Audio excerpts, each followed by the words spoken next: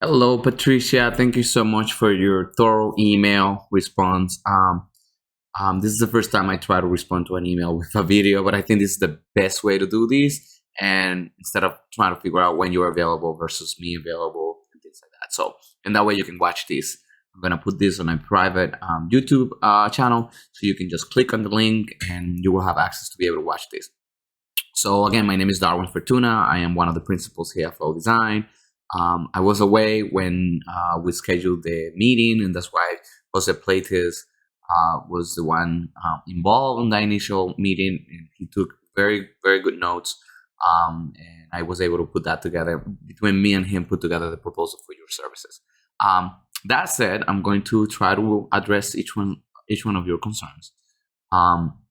So thank you. The first thing is thank you so much for that sort of clear statement of the basis and intent. That way we know it's not a master suite, it's a 2-bedroom, it's renovated family bathroom, things like that. Like that makes so much more sense. The addition of the mud room and things like that. So that way we're clear on that. I don't see anything there in the laundry room. I don't see anything there that would materially change or scope of work. It's just more clear, which is great. So I have no issues adding that in there. I don't see anything that would make it cost more. I don't think. So that's that. So then regarding questions. So your first question says, do the existing conditions for plants include electrical outlets and plumbing? So yes and no. So we don't necessarily do a survey of where all of your electrical outlets are. We generally show where fixings are regarding plumbing fixtures, cabinets that are fixed to a wall, and walls and permanent elements. We take a lot of pictures, and with those pictures, we're able to get an idea where outlets are. And outlets typically follow code, so they're about really 5 to 6 feet apart from each other. So we would know that. Now, if that was important, that's not the point. If that was something that was critical to the project, we would definitely survey the life out of those. Like we will make sure that they are all shown. So that said, I'm going to show you a mini set we just finished actually last week. This is a full rehab renovation of a house. So the existing conditions look like this. They generally show where everything generally is. We don't even dimension them because it's not the dimensions are not important, right? They're to be accurate.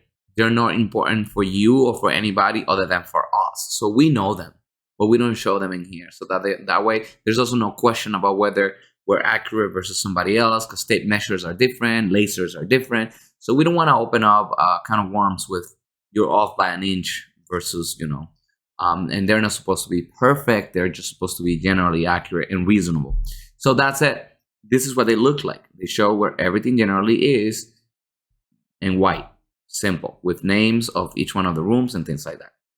So plumbing, yeah, we include even where the refrigerator is, because there's a connection, even where the stove is, the range, where the sink is, things like that, where the toilets are. As you see here, the tub, the toilets, things like that. We show all of that. That's the existing conditions of the house itself. So that's what that includes. And basically that's it. And we also do the plans, and we do the exterior elevations of what your building looks like. That's it. All right. So what is included in the property survey? So the property survey is something different. I don't know if you've seen those guys that typically wear a yellow or orange vest and are around the neighborhoods and streets with some tripod looking for things, right? They orbit looking around for things. So they are the ones, the professional land surveyors are the only ones that are able to determine what your property really is and what it looks like when it comes to land. Ownership of land, driveways and things like that, sidewalk and things like that, right away. They know all of that stuff. They research all of that stuff. And a survey looks like this. So this one is an existing survey of this particular property we just showed you. And that line right there represents the property line, and they dimension what that line is. And you can legally enforce this in land court. This is a legal document that tells you what your property is. And it is sealed by a professional land surveyor. This one particularly happens to work for Flow Design Architects as part of our team. So that's the case for that one, right? So that's what includes decks, porches, garages, concrete areas, patios, bituminous concrete, like basically everything outside of your house. Basically everything outside of your house. Tells you who the abutters are. Abutters are the neighbors, the people next to you. So it tells you all of those different things. So, and generally also tells you what the area of your lot is, the frontage, front yard, rear yard, the setbacks that are required. Also typically says the deed location. It really is a legal document describing your property. It's a legal description of your lot, right? So then the next question, hopefully that solves that one.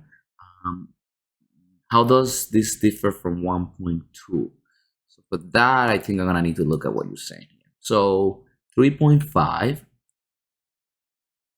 So 3.3, proposed road bridge. So yes, so you saw that we have on this one the existing survey, and this one is the proposed survey.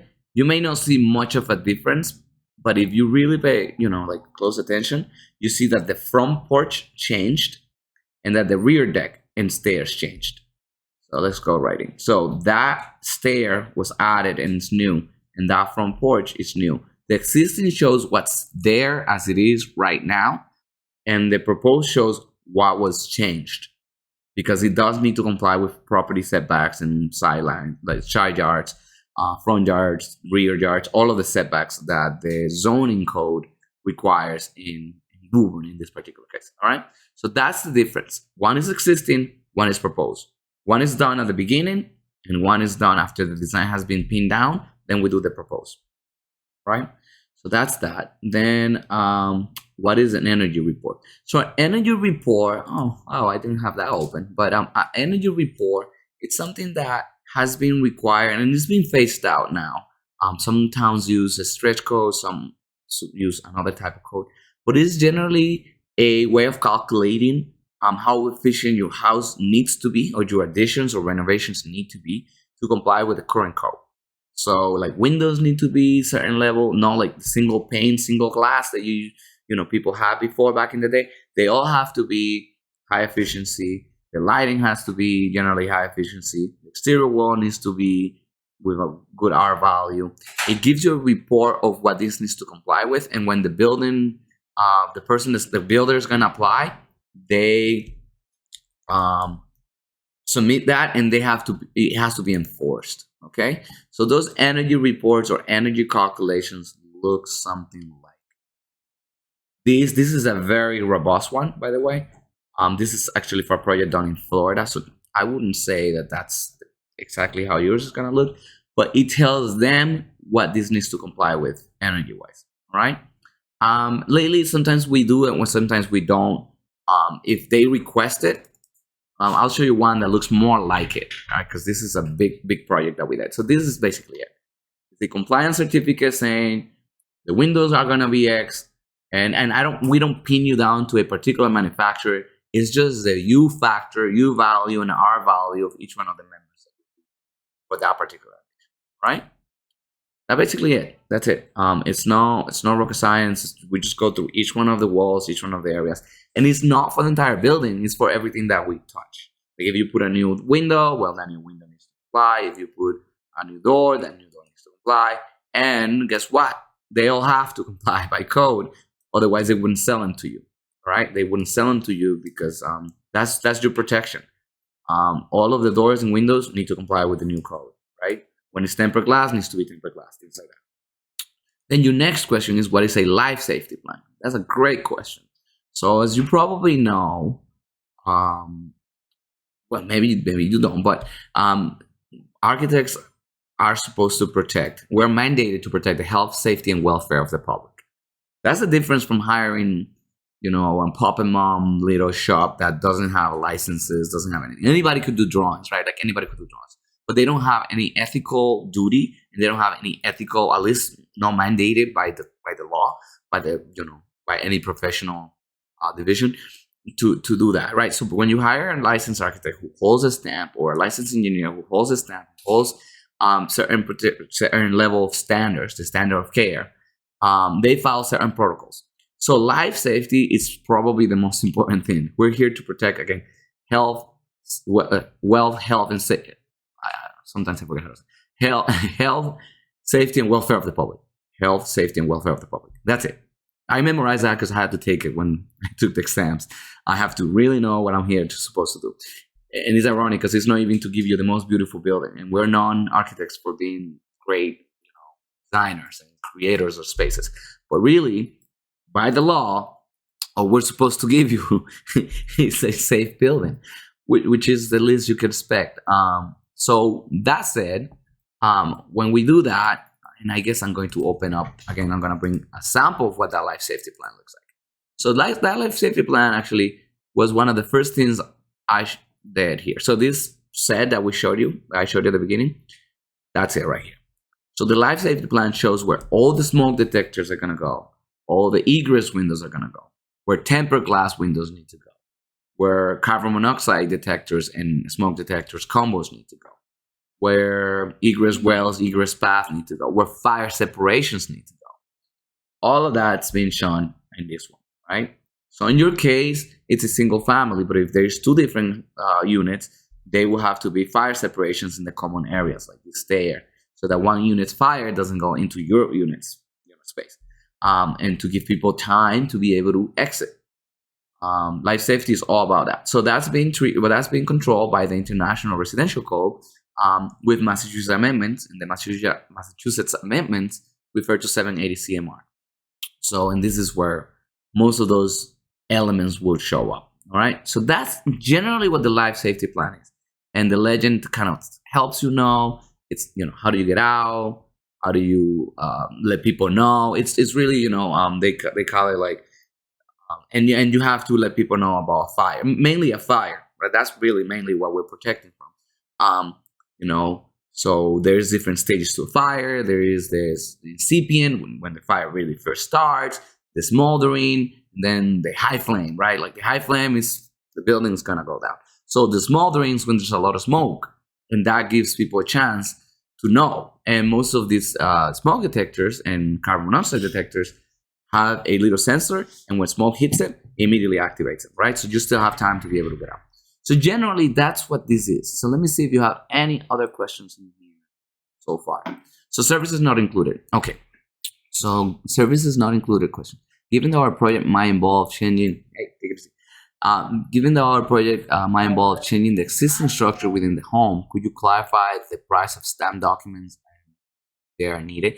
This is a very good question. We get this question all the time about stamp documents.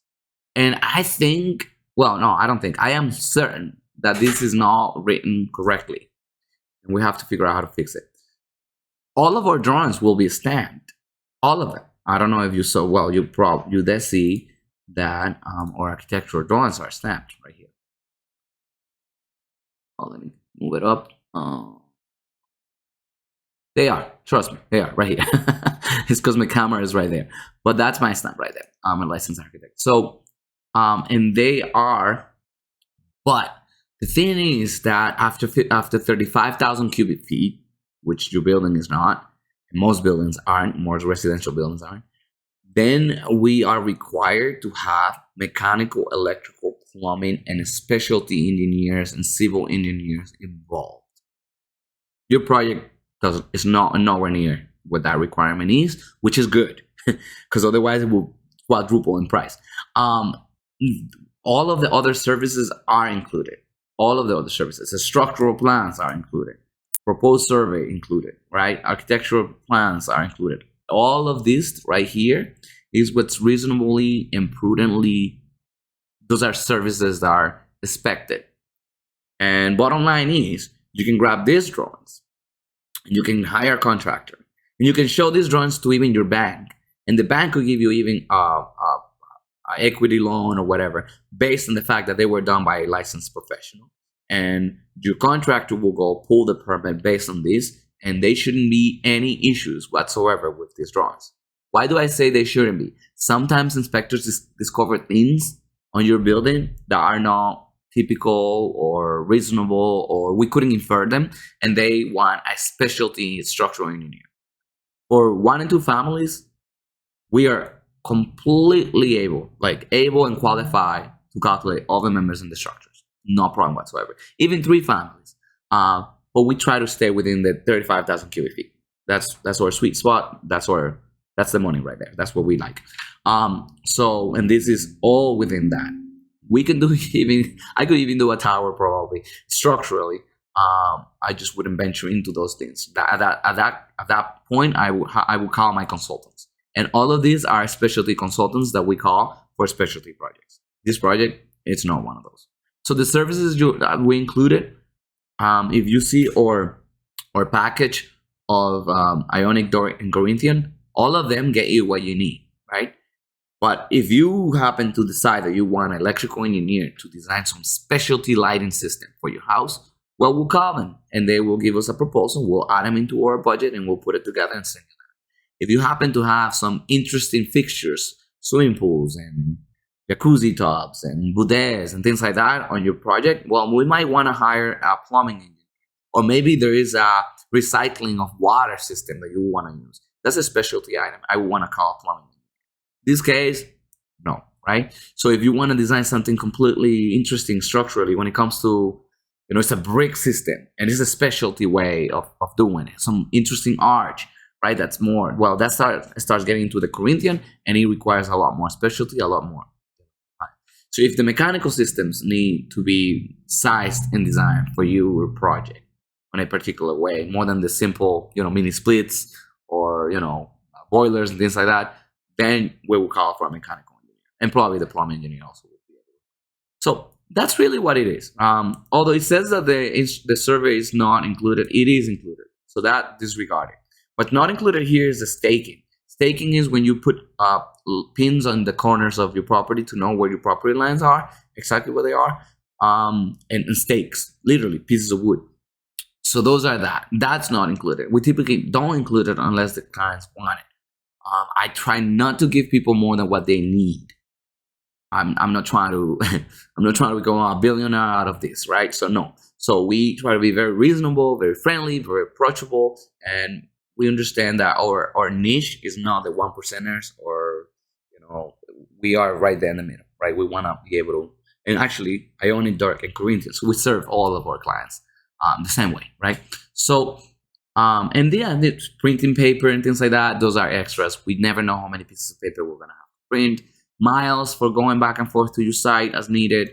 We never know how many trips we're going to do. So those are typical things that are extra. And, meetings, we try to price about 3 or 4 meetings. And then if there's more additional meetings, typically if it's not because of us, if it's because you change your mind or something, then those are additional fees, right? If it's because we didn't understand something, I waive that. Most of the time, I waive most of the additional services fees. And for realistic renderings and things like that, unless you want them, we do some basic 3Ds.